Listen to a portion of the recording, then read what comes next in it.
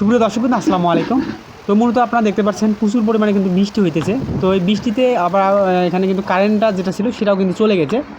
তো এই কারেন্ট যাওয়ার কারণে কিন্তু আমরা একটা খুবই আর কি গ্যারাকলের মধ্যে পড়তে হয়েছে। তো আপনারা হয়তো দেখলে হয়তো বুঝতে পারবেন।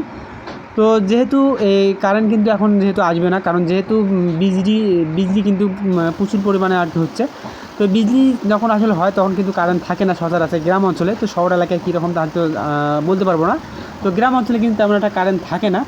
তো সেই কারেন্ট যেহেতু থাকে না, সময় কিন্তু অনেক হয়ে গেছে, কারণ আমাদের কিন্তু যে গাভী যেগুলো, তো সেগুলো কিন্তু আমাদের কিন্তু ছেঁকতে হবে। তো মূলত আমাদের জন্য এই কারণে আসলে আমাদের কিন্তু একটু প্যারা থাকে। তো এই প্যারাটা হওয়ার কারণে এটাই, আমাদের যে গাভী ছেঁকতে হয় এবং আমাদের যে দুধ যেটা আছে সেটা কিন্তু আমাদের দিয়ে আসতে হয়।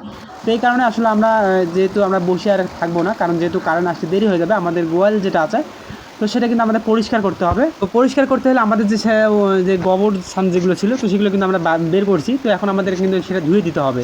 তো ধুয়ে দিতে গেলে আমাদের যেহেতু এখন পানি আমরা এখান থেকে পাইতেছি, বৃষ্টির পানি যেটা আমাদের বারান্দা থেকে আসলে নিচের দিকে যেটা পড়তেছে, তো সেখানে কিন্তু আসলে আমাদের যে টিউবওয়েল ঠেলে যে পানিটা যেটা, তার থেকে কিন্তু ভালো পানি আমরা এখানে পাইতেছি। তো বিজলি কিন্তু প্রচুর পরিমাণে আসলে চমকাইতেছে। তো বিজলির ভয় কিন্তু আসলে কাজও ঠিকমতো করতে পারতেছি না। তো যাই হোক, আমরা কিন্তু টুকটাক করে এখানে কাজগুলো করে নিচ্ছি, কারণ যেহেতু কারেন্ট এখনও আসার তেমন একটা সম্ভাবনা এখনও নাই। তো এই কারণে আসলে আমরা একটু চেষ্টা করতেছি যে কাজ যেগুলো আছে সেগুলো একটু দ্রুত আর কি আমরা শেষ করে নেওয়া, কারণ যেহেতু আমাদের গাভিগুলো ছেঁকতে হবে এবং আমাদের দুধগুলো দিয়ে আসতে হবে। সময় কিন্তু হয়ে গেছে। তো আসলে আমাদের গাভী ছেঁকাতে আমরা নিশ্চয়টা দেখাতে পারলাম না। তো যাই হোক, আমরা কিন্তু দুধ দিয়ে আসলাম এখন।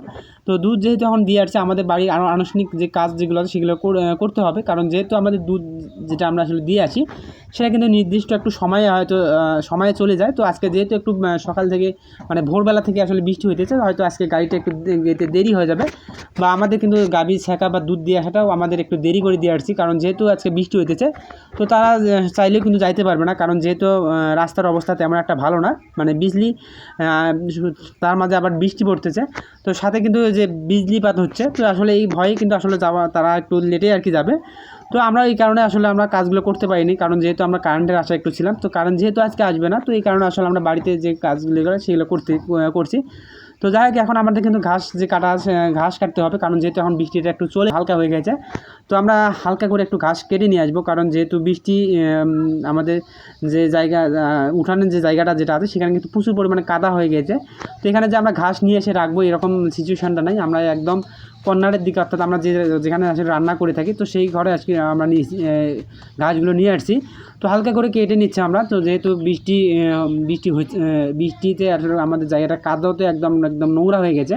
তো এখানে আসলে আমাদের ঘাস রেখে গেলে কিন্তু ঘাসের যে কাদা দিয়ে এসে ভরে দেবে, তো আসলে ওই ঘাস হয়তো গরু নাও খাইতে পারে। তো এই কারণে আসলে আমরা একটু হালকা করে এখানে নিচ্ছি। তো অল্প অল্প করে কাটতেছি এবং অল্প করে আমাদের গরুগুলোকে দিতেছি আমরা। তো আসলে আমাদের এই বৃষ্টি আসলে কিন্তু খুবই এরকম আমাদের কষ্টের মধ্যে পড়তে হয়, আমাদের গ্যারাকালের মধ্যে পড়তে হয়। তো সেটা আপনারা হয়তো দেখেই বুঝতে পারতেছেন। তো যাই হোক, আমাদের যেহেতু